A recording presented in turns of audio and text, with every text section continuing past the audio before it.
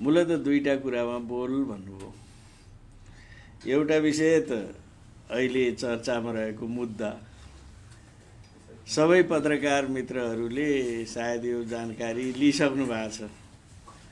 धेरै लामो विवरण राख्नुपर्ने छ जस्तो मलाई लाग्दैन। जम्मा जम्मी हामीले लडेको कानुनी कुरा हो। त्यसमा राजनीतिक पक्ष थिएन विगतमा।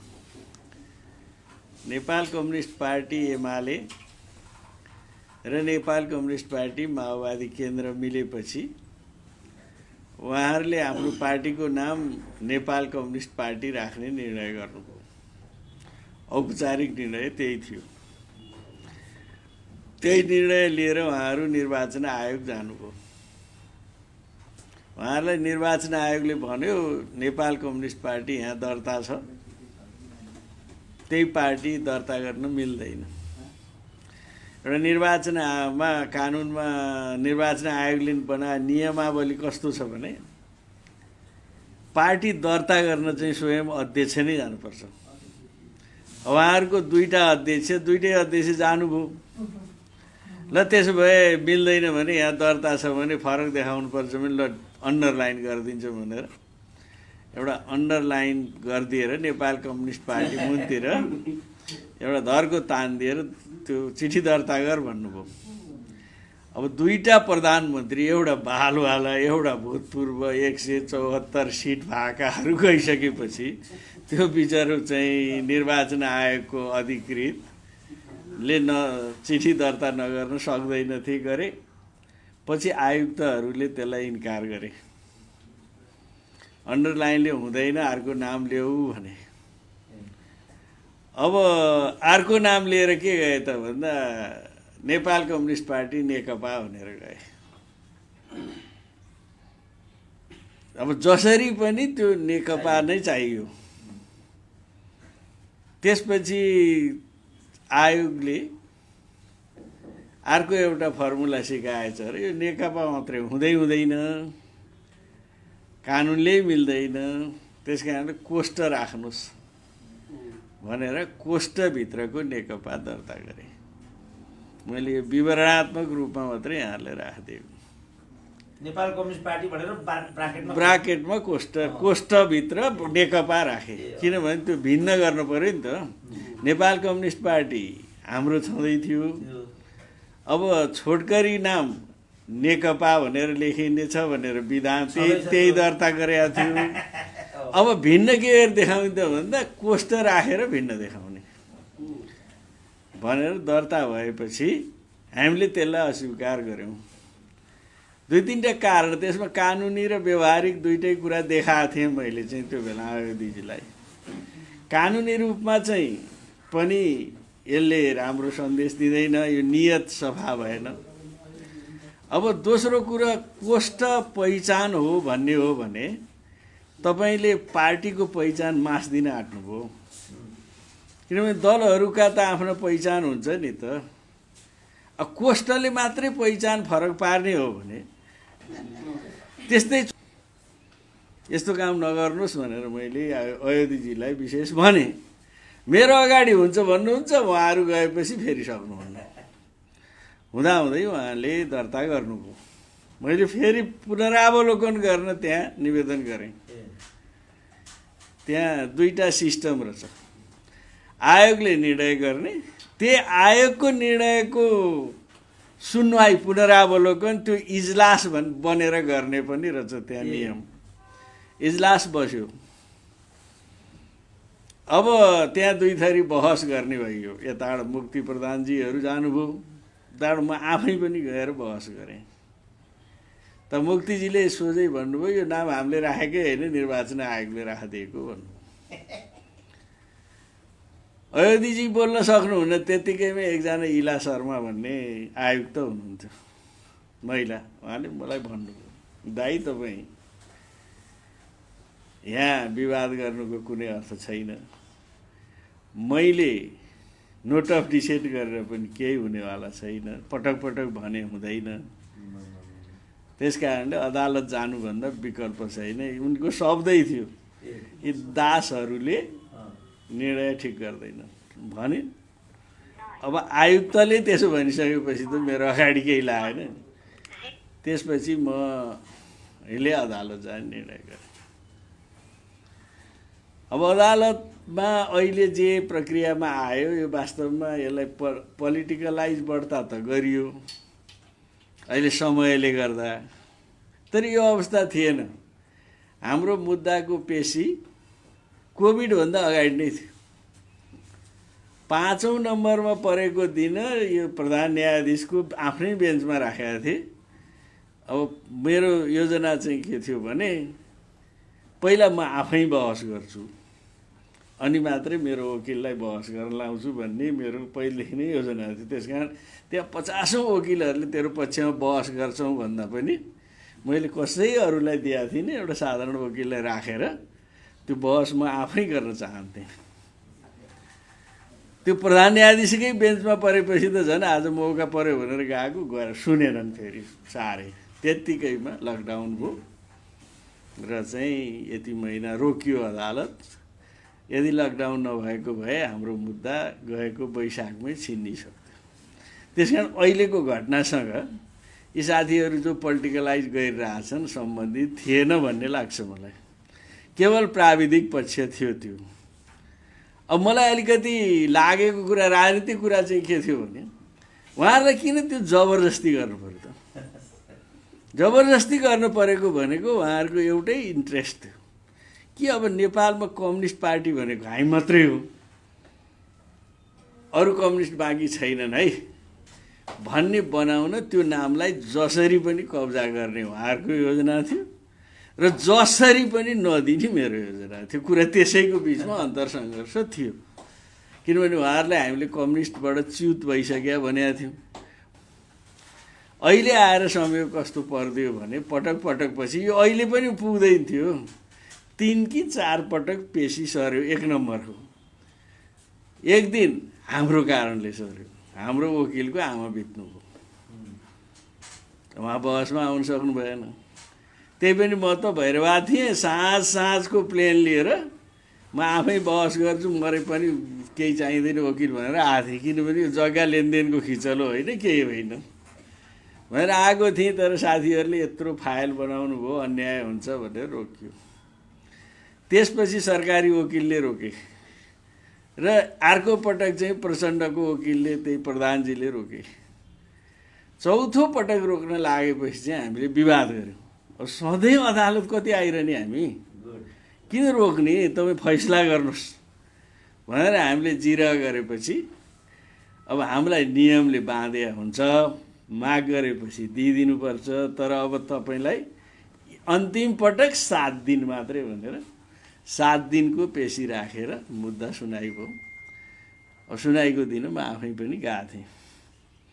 अब बहस तपाईँहरू त्यहाँ जानुभयो भए आश्चर्य मान्नुहुन्थ्यो, कुनै बहस थिएन।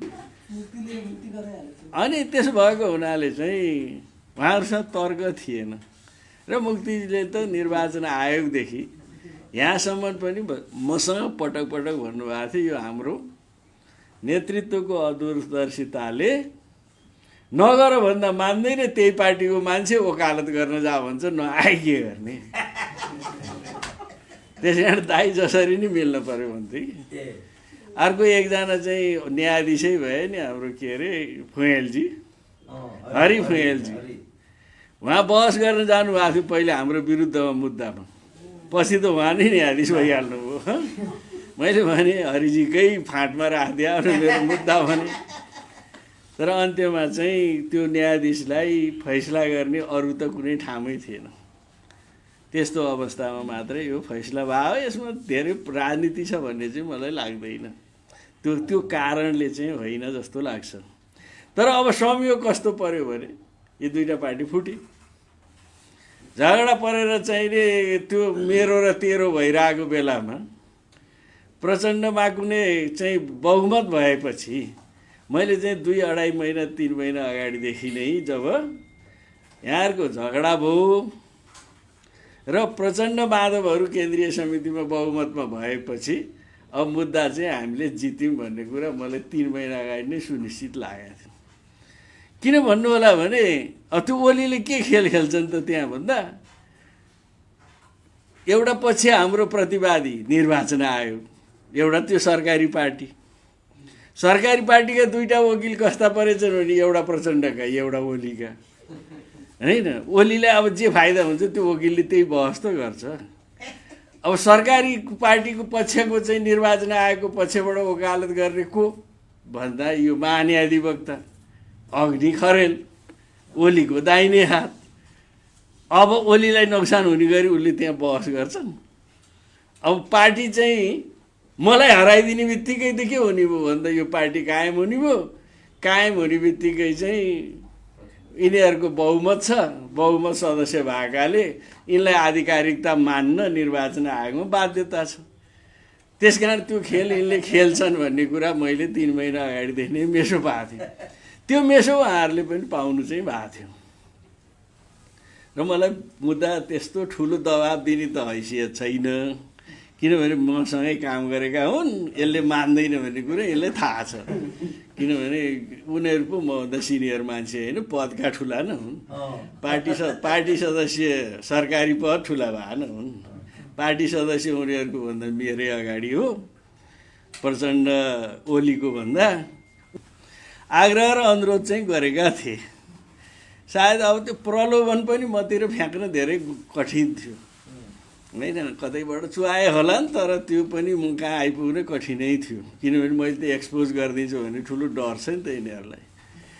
त्यस कारण यतातिर चाहिँ प्रलोभन दबाब होइन, आग्रह आएको थियो होइन, फिर्ता लिइदिनु पर्यो भनेको होइन। प्रचण्डले ऋषि धमलासँग आफ्नो अन्तर्वार्तामै भने म ऋषिजीसँग कुरा गर्छु भनेर, भोलिपल्ट कता आमसभा र चाहिँ जानुपर्ने भयो भनेर त्यो देव गुरुङलाई हराएछन् र मलाई बोलाएर बसेर हामी संवाद गऱ्यौँ 1-1.5 घन्टा। र फिर्ता लिन हामी त बिस्कुनै पर्ने भयौँ भनेका थिएँ। तपाईँहरू बिस्कुन पर्नुहुन्छ होला, तर कोही बिस्कुन पर्ने कुरासँग म त बिस्कुन पर्न चाहन्न नि होइन। अब अहिलेको बेलामा तपाईँ मिडियाका साथी सबैले के भनिदिनुहुन्थ्यो भने मैले फिर्ता ल्याए भए पैसा खाएर लियो भने होइन। अब त्यो उतातिर आफ्नो पार्टीको प्रतिष्ठा गिर्ने कुरो कति दुःख गरेर बनाएको छ। त्यस कारण यो मबाट सम्भव छैन देवजी। बरु उहाँलाई मैले भने तपाईँहरूले गरी खानुहुन्न, तपाईँहरू युवा जेनेरेसनका मान्छेसँग अलिकति आशा गर्नु पर्थ्यो। तपाईँहरू यो पुच्छर समातेर हिँडेपछि सिद्धिनु हो। किन समातेको? 40-50 60 जना मिलेर कसिएर चाहिँ लौ त पार्टी फुटा। प्रधानमन्त्री चलाउन पनि त असफल भइस्, पार्टी चलाउन पनि असफल भइस्, एकता जोगाउन पनि असफल भयो, नेतृत्व छोड। तिमीहरूले नेतृत्व छोड, हामी अर्को जेनेरेसनले चाहिँ पार्टी चलाएर जान्छौँ, सरकार चलाएर जान्छौँ र देशलाई सफल बनाउँछौँ भनेर लाग्न पर्ने ठाउँमा। त्यस कारण यो मुद्दाको चरित्र यही हो। तर यसले अब दुर्घटना गरायो। अहिले यसो आउँदै थियो बाटोमा एमाले त धुमराईमा त एमाले लेखिसकेछ सबै। आज सुने देशभरिका कार्यालयमा जम्मै एमाले भइसक्यो। राति दीपावली गरे अरे उनीहरूले भने नि सुने बिहान। अब प्रचण्डहरू के गरेका छन् उनलाई पनि साह्रै नोक्सान त भयो जस्तो मलाई लाग्दैन, किनभने फर्किए आफ्नो जत्रो भएको त्यत्रै चलाउँछन् खान्छन्। अब के हो र, अब केही यताउता गएकाहरूलाई चाहिँ अलि अप्ठ्यारो होला। त्यही पनि मैले त जानुभन्दा अगाडि हिजो एउटा टेलिभिजनलाई भनेको थिएँ माधव नेपाल के गर्छन् भन्दा फर्कन्छन् भनिदिएको थिएँ मैले। माधव नेपाल एमालेमा आउँछन्, के गाह्रो भयो र। राजनीतिमा जन्मभर कोही शत्रु र मित्र हुँदैन भन्ने मिल्यो, सकि त हो। नैतिकता हो रे। अब महासचिव भएर मोर चढाएको आरोप छ, महासचिव भएर बिन्ती पत्र हालेका छन्। अब यस्तो मान्छेले अब नैतिकता खोजिरहन्छ, पद जान्छ भने फुर्को फर्कन्छन् आउँछन् भने फर्किआए। तर अब खेल चाहिँ खेल्लान् यिनीहरूले, त्यहाँभित्र पनि झगडा गर्लान् के गर्लान्, उनीहरूको सल्लाह होला भन्ने लाग्छ। पार्टी यथावत राखौँ, हाम्रो पुरानो, हामी फिर्ता लिन्छौँ, ओलीलाई सरकारबाट ढाल्छौँ, अरू नयाँ कम्बिनेसन बनाएपछि फेरि मिलाउँला भन्ने त भित्र होला। तर उनले हिँड्या जस्तो मात्रै सबै कुरा हुँदैन। अब भोलिका दिनमा सबै सांसद उनकहाँ बसिरहन्छन् भन्ने छैन, केन्द्रीय समितिका सदस्य सबै बसिरहन्छन् भन्ने छैन। त्यसो भएकाले अझै फेरि फेरबदल हुने सम्भावना चाहिँ छ। तर यसले एउटा तरङ्ग चाहिँ ल्याएको, घटना सानो थियो, संयोगले एउटा तरङ्ग ल्याएको छ र नेपालको राजनीतिलाई एउटा शक्ति सन्तुलनलाई नयाँ मोडमा लगाएको छ। अब यो दुईटै कुरा भनिदिएको छु मैले चाहिँ उहाँहरूलाई पनि। तपाईँहरूका चुनौती मात्रै होइन, सम्भावना पनि छ है। अहिले एकजना काङ्ग्रेसको ठुलै नेता हुँ भन्नेले फोन गरे, त्यो लक्ष्मण घिमिरेले मलाई यहाँ आउँदा अब अवसर पाइन्छ, अवसर बनाएको छ तपाईँहरूलाई पनि। त्यो घिनलाग्ने काम नगरेर अझै चरित्र सुधार्ने हो भने काम गरे हुन्छ। मुलुकको राजनीतिलाई एउटा ठिक ट्र्याकमा फेरि लैजाऊँ भन्ने हो भने यसले बिगार्दैन पनि भनिदिएँ मैले उहाँलाई। छलफल गरौँ भन्दैछौँ। त्यस कारणले एउटा सबभन्दा गाह्रो र अप्ठ्यारो कुरा चाहिँ यस बिचमा नेकपाका नामबाट चुनाव जितेका केही पदहरू छन्। 18-20वटा पदहरू कति छन् त्यो राष्ट्रिय सभामा? 19 जना, कतिजना? नारायण काजी लगायत र एकजना त्यो नानी विद्या छैन पोखराकी, उनी प्रतिनिधि सभा जितेकी छिन् होइन। अब कैयौँ गाउँपालिकाका वडा अध्यक्षहरू पनि म कहाँ पनि फोन गर्न थाले कि अहिले। अब उनको पद के हुने? अब चाहिँ यो अदालतले पनि बोलेको छैन। र पछि हेर्दा मैले यसो सबै कुराको हेर्दा हाम्रो अदालतमा बहस गर्ने वकिलहरू पनि अहिले चाहिँ मलाई त्यस्तो फिलिङ भयो कि उहाँहरू त्यो विषय केन्द्रित भएर मात्रै बाँडिएका रहेछन् कि गुठी केन्द्रित भएका रहेछन्। र उहाँहरूले भन्न थाल्नु भएको छ यो राजनीति गर्यो, के गर्यो के गर्यो।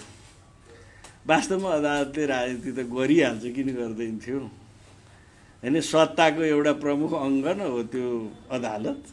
अदालत, सेना, ब्युरोक्रेसी, यो त स्थायी हो नि त सत्ताको अङ्ग। उसको अब त्यहाँ पार्टी विहीन बनाइदिएर 174 जना सांसदलाई राखेपछि यिनको संसदीय सत्ता टिकिरहन्छ। अनि यसलाई टिकाउन यी वकिल भन्दा त्यो न्यायाधीशहरू धेरै चलाख रहेछन् भनेको छु म त। हामी त संसदीय व्यवस्थाका विरोधी होइन, यसलाई ढाल्नुपर्छ भनेर अभियान चलाइरहेछौँ। तर चाहिँ उनीहरूले यसलाई बचाउन खुब सुझबुझतापूर्वक चाहिँ निर्णय गरेछन् जस्तो लाग्छ। किनभने सत्ता वर्गीय हुन्छ, यी ती वर्गका प्रतिनिधि हुन् र त्यसलाई जोगाउने किसिमले चाहिँ फैसला गरे जस्तो म देख्छु। त्यहाँ पनि ठुलो पोलिटिक्स छ भन्ने मलाई लागेन। अब विषय यतातिरको यही हो। अब जहाँसम्म समसामयिक राजनीतिक प्रश्न हो, अहिले डाक्टर साहबको कुरा मैले सुने। 2-4 कुरा छन् नेपालको राजनीतिमा, हामीलाई पनि अनुभूति भएको छ। एउटा त नेपालको कम्युनिस्ट आन्दोलनको बारेमा प्रश्न छ, पटक पटक उठेको छ। नेपालको कम्युनिस्ट आन्दोलन कति ठिक ठाउँमा छ, कति बेठिक ठाउँमा छ, त्यो आफ्नो बहसको विषय छ। यसका नेता कार्यकर्ता कति ठिक छन्, कति बेठिक छन्, त्यो पनि आफ्नो ठाउँमा छ। तर नेपालको कम्युनिस्ट आन्दोलन नेपाली जनताको बिचमा चाहिँ लोकप्रिय छ, त्यो चाहिँ साँचो।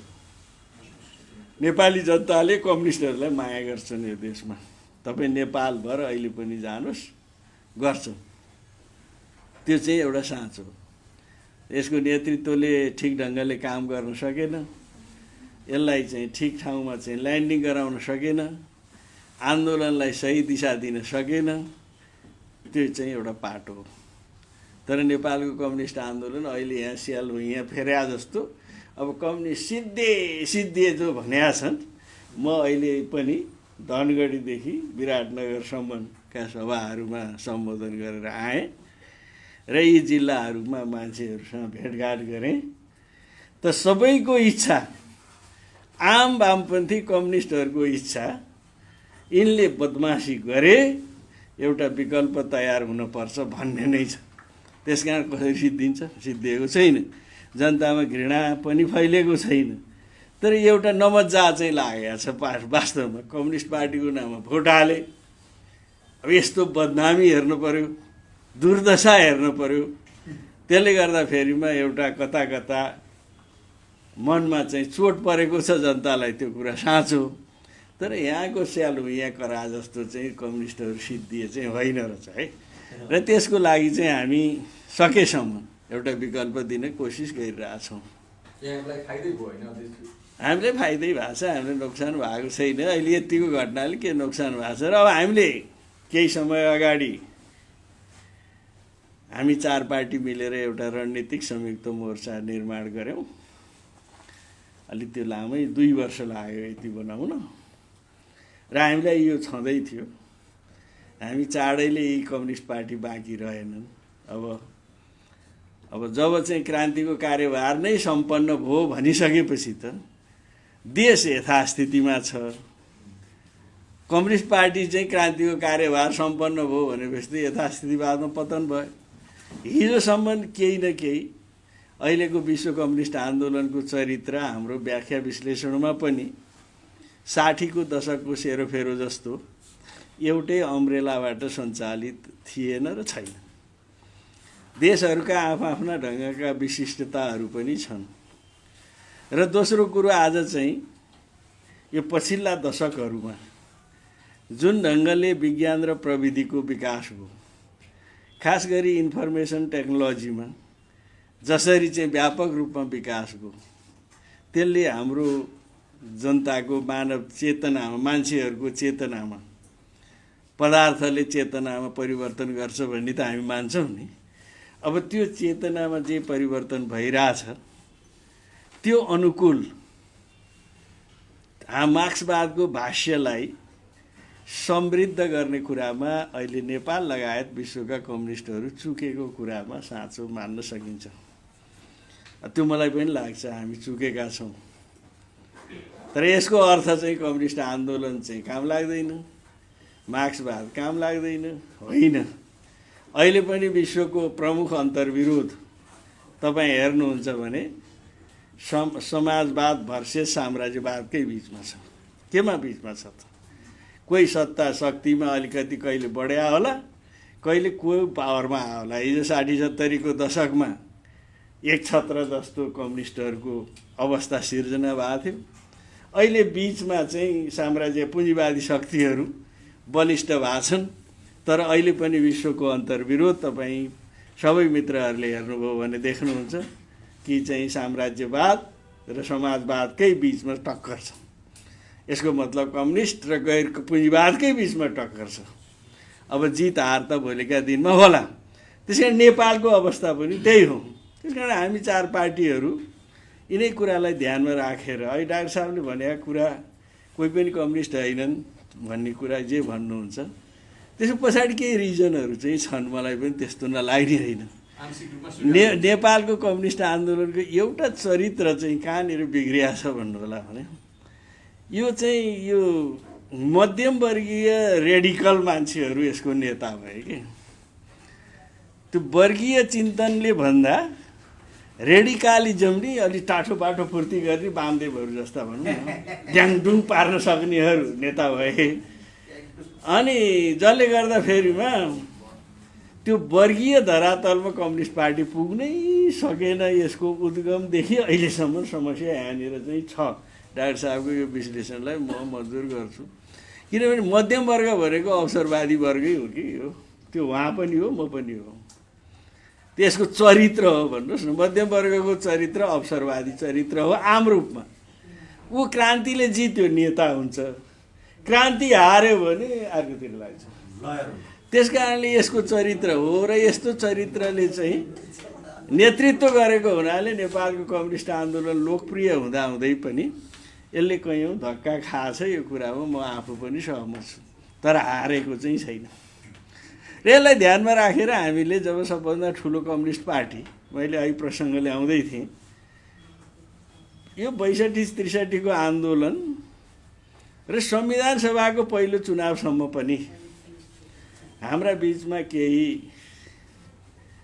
मतमतान्तर पनि थिए, केही सन्धिकर्ता पनि थिए।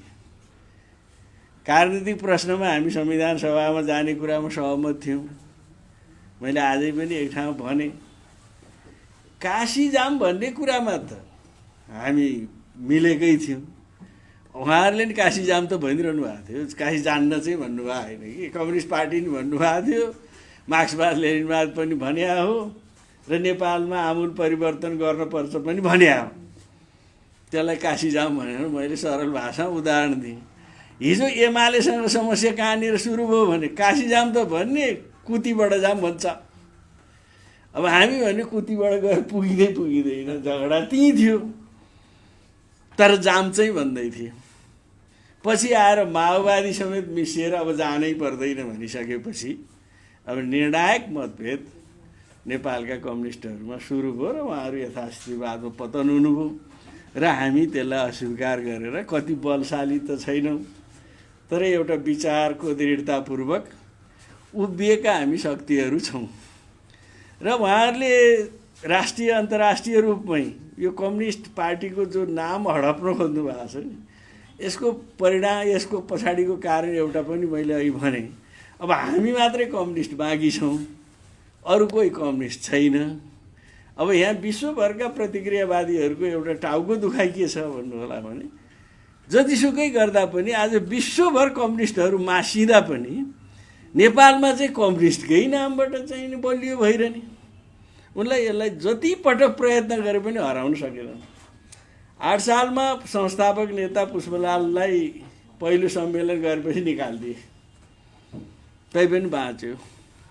रायमाझी खडा गरे, बाँच्यो। तुलसीलाल खडा गरे, बाँच्यो। पुष्पलाललाई डाक्टर साहबले भने जस्तो गद्दार भनेर छाले, बाँच्यो है। मदन अन्त्यमा सबभन्दा पपुलर बनाएर एकदम कस्मेटिक नेता तयार गरेर मदन भण्डारी खडा गरे, पुँजीवादसँग आत्मसमर्पण गराएर जनताको बहुदलीय जनवाद भनाएर राखे, बाँच्यो।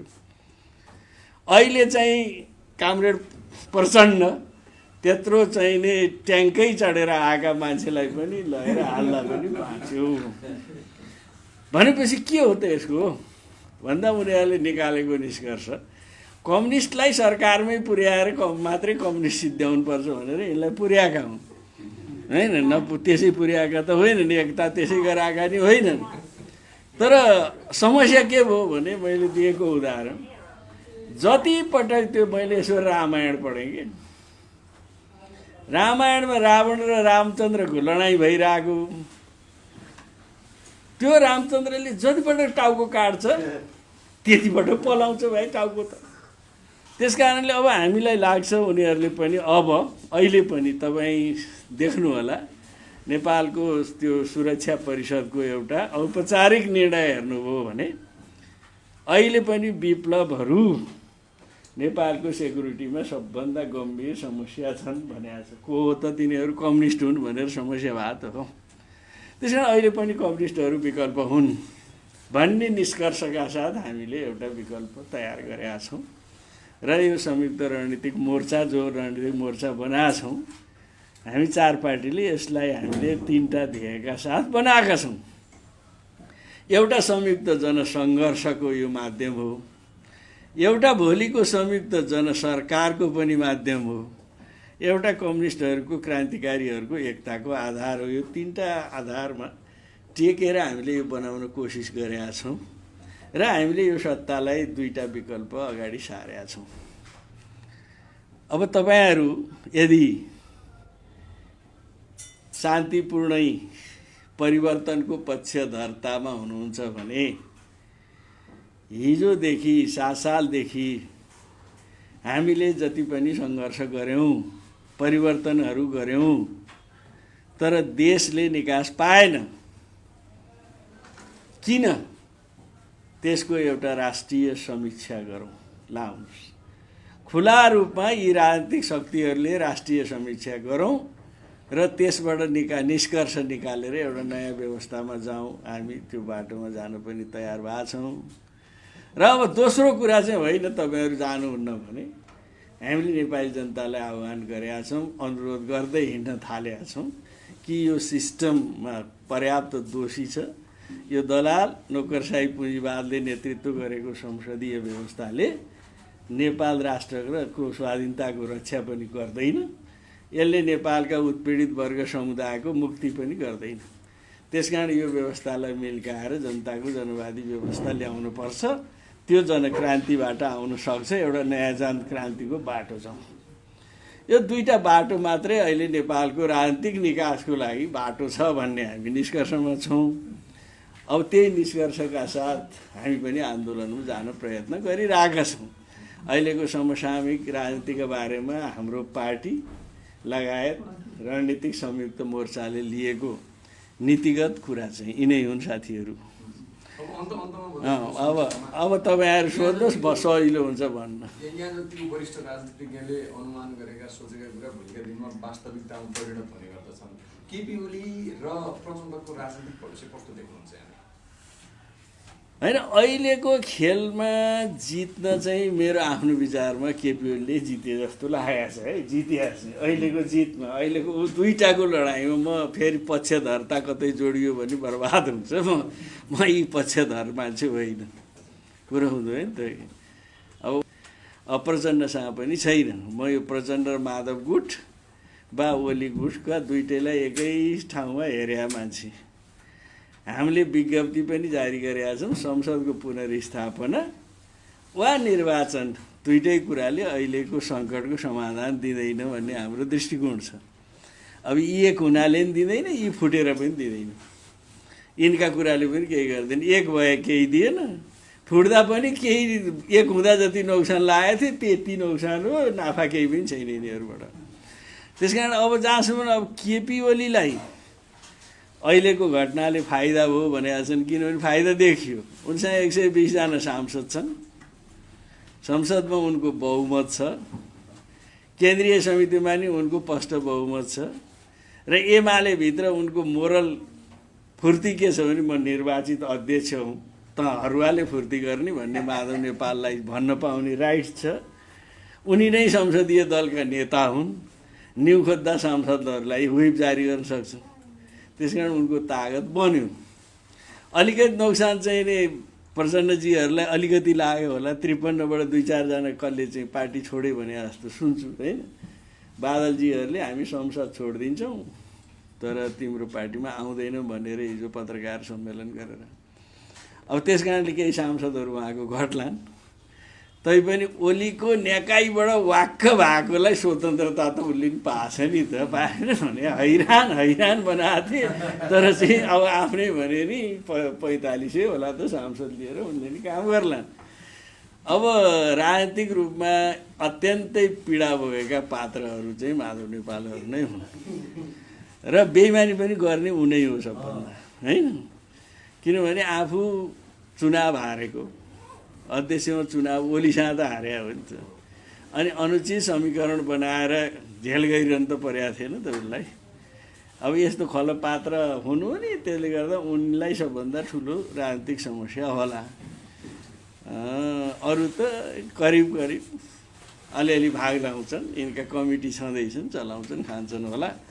अब यसो देख्दाखेरिमा अब प्रचण्डजीको मेरो आफ्नो विश्लेषणमा चाहिँ प्रचण्डजीको राजनीतिक यात्रा चाहिँ ओह्रालो लागेको छ। त्यो उकालो लाग्ने सम्भावना म पटक्कै देख्दिनँ। प्रचण्ड र विप्लवको सहकारी हुन सक्ने सम्भावना देख्नुहुन्छ? होइन, अहिले चाहिँ हामीले देखेका छैनौँ है। हामी जहाँ बसेका छौँ, अब विप्लवजीसँग पनि मेरो संवाद पटक यो भूमिगत अनेक हुँदा यो वार्ता गर्नुहोस् भन्न पनि मनाउन कोसिस गर्ने मान्छे मध्येको म एउटा पनि हो। यहाँ बाहिर त 81 जस्तो बन्यो होइन, तर यो होइन। यो भदौदेखि नै सुरु भएको थियो मुख्य रूपमा चाहिँ, पहिल्यै नै चर्चामा थियो। भदौमा म र विप्लव एक रातसँगै बस्यौँ। हामीले वार्ताको आवश्यकता अलिकति महसुस गऱ्यौँ। हाम्रै छलफलबाट निकाले निचोड हो यो। किन भन्नुलाई म यहाँ पत्रकार साथीहरूलाई एउटा कुरा राख्न चाहन्छु। हामी के निष्कर्षमा पुगेका छौँ भने नेपालमा जति पनि सङ्घर्षहरू भए त्यसपछि देशले किन परिणाम पाएन त भन्नुहोस् त। एउटै पनि आन्दोलनहरू राष्ट्रिय चरित्रका भएनन् कि हाम्रो। 7 सालमा पनि दिल्लीकै बुई चढ्नु पर्ने, 46 साल 45-46मा नि दिल्लीकै बुई चढ्नु पर्ने, 62-63मा नि दिल्लीकै बुई चढ्नु पर्ने, युद्ध गर्दा पनि रहनै चाहिने भनेपछि त हाम्रो आन्दोलनको चरित्र कहिल्यै राष्ट्रिय बनेन। अहिले हामीले के देख्यौँ भने बाहिर जे हल्ला चलाइया छ, मैले अलिकति त्यो घटकको चाहिँ एउटा सदस्यको नाताले यहाँहरूलाई भन्नुपर्ने छ। विप्लव मूलधारमा आयो, विप्लव के गर्यो, आत्मसमर्पण गर्यो, सबै गर्यो भनिरहेछ नि त। अब हामीलाई त्यस्तो किन लागिरहेको छैन भने हामी बहुत विचार विमर्श गरेर वार्तामा बसेका हौँ। म तपाईँहरूलाई जानकारी गराउँ, 16 गते पनि म धनगढीको आमसभाबाट सम्बोधन गरेर फर्किएपछि बिचमा हामी वैद्य, म, विप्लव र आहुति हामी फेरि मिटिङ बसेरै वार्तामा आयौँ। वार्ताबाट के लिने भन्ने कुरा पनि हामीले बैठकमा तय गरेकै विषय हो। अलिकति हाम्रो बिचमा बहस चलिरहेको र सहमति नबन्या विषय, उनले राखेका हामीले सहमति नगरे विषय चाहिँ यो जन्म सङ्ग्रह हो। अरू यो 3टा कुरामा त हामीले साउनमै भने हो, भदौमै विप्लव र म बस्दैमा भने हो। र म फर्केर आएपछि तपाईँले सोध्नुभयो भने बताउला, प्रधानमन्त्री कार्यालयलाई इन्फर्मेसन गरिदिएँ मैले कि मैले विप्लवलाई भेटेर आएँ, अब वार्ता गर्न तयार छन्, तिमी आफ्नो कलङ्क पुछ भाइ। अब भोलि त साथी नै भएकाले खबर पठाइदिया न, तिमी नहुने काम गरेका छौ भनेपछि केलाई वार्ता गर्ने, उता थियो यता थियो। वार्ता जम्मा 3टा पोइन्टमा गर्ने। अहिले एउटा चाहिँ उनलाई लगाएको प्रतिबन्ध हटाउने, जेलबाट मान्छे छोड्ने, विप्लवलाई चाहिँ हिंसा गरी सेना बनाएछस् भनेको छ, विप्लवले शान्तिपूर्ण जनसङ्घर्षको बाटोमा आउने। अहिले हुनसक्ने सहमति यति हो, अस्ति भए पनि यति हो। एउटा जन्म सङ्ग्रहद्वारा ल अब त व्यवस्थाकै गरौँ भनेका छौँ हामीले, भनेका छन् उनले, हामीसँग पनि राखेका थिए। अब त्योभन्दा बाहेक त अब प्रचण्डहरूसँग सहकार्य हुने अथवा ओलीहरूसँग सहकार्य हुने कुरा आजसम्मको कुरा है। भोलि अब फ्याटै बदलियो भने म भन्न सकिनँ होइन, कसका कुरा के जिम्मा लिन सकिन्छ र। तर आजसम्मको कुरामा चाहिँ त्यो हाम्रो कल्पनाभन्दा बाहिरको कुरा हो है। राजनीतिमा असम्भव भन्ने कुरा केही भनेर भनिन्छ, यहाँलाई नै नेकपाको अध्यक्ष मानेर होइन, त्यो त सम्भव छैन। अध्यक्ष मान्नु वा नमान्नु कुरा भएन कि, हामी कम्युनिस्ट पार्टीको हाम्रो विधान छ, हाम्रो पार्टी चल्ने विधान अनुसार चल्ने हो। म पनि हाम्रो पनि केन्द्रीय कमिटी छ, हाम्रो पार्टीले के निर्णय गरेका छ भन्नु होला भने दस्तावेजीकरण गरेर लेखेर उहाँहरूलाई दिएको छ, बाहिर मुखले मात्रै भने होइन। उहाँहरू प्रतिक्रियावादमा पतन हुनुभयो, पतन भएपछि त कम्युनिस्ट पार्टीको सदस्यता सक्यो त उहाँहरू। नयाँ सदस्यता लिएर आउनु पर्यो, त्योभन्दा बाहेक अरू बाटो छैन कुनै हालतमा उहाँहरूसँग। अहिले यो ट्रेन लिएर हाम्रो पार्टीको नीति मान्छु भनेर आए त त्यो पाइयो, तर प्रचण्डहरूले लिएको यो संसदवाद, विसर्जनवाद, सारा भ्रष्टवाद बोकेर चाहिँ नि पार्टी एकताको कुनै सम्भावना छैन।